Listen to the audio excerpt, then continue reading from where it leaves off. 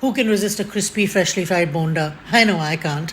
And they're so easy to make, much easier than medu vadas because they don't have to be shaped, just dropped spoon by spoon into hot oil. The main ingredient here is Bengal gram that's split, urad dal, soak for a couple of hours, wash a couple of times, drain, and then grind in your mixer grinder to a smooth, grit-free batter. When you first start grinding, don't use much water. This allows the blades to develop traction around the lentils and grind them smoothly. Grind a couple of times, you will get a smooth, puffy batter very quickly.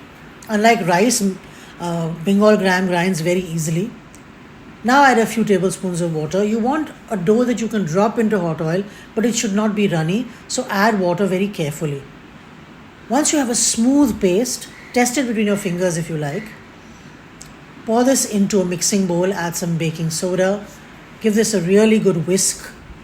This is one of the most important steps while making bondas or medu vadas, is to whisk your batter.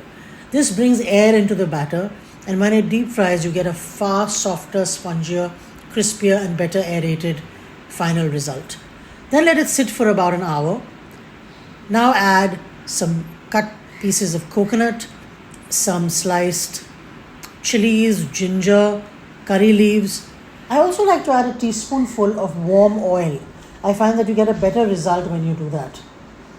Mix it again now, aerating the batter thoroughly. You'll see it becomes very fluffy. Add a tablespoon of rice flour.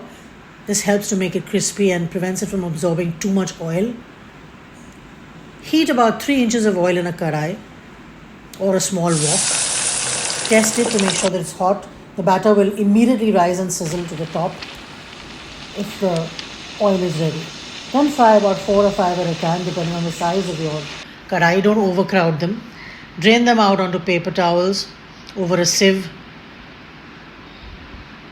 You can pat them dry with a paper towel as well.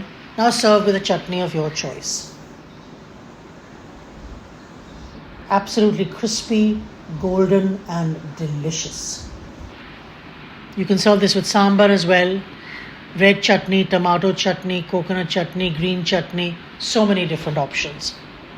These are best eaten fresh out of the pan. They don't keep very well in a refrigerator. But you can keep the dough for another 24 hours or so.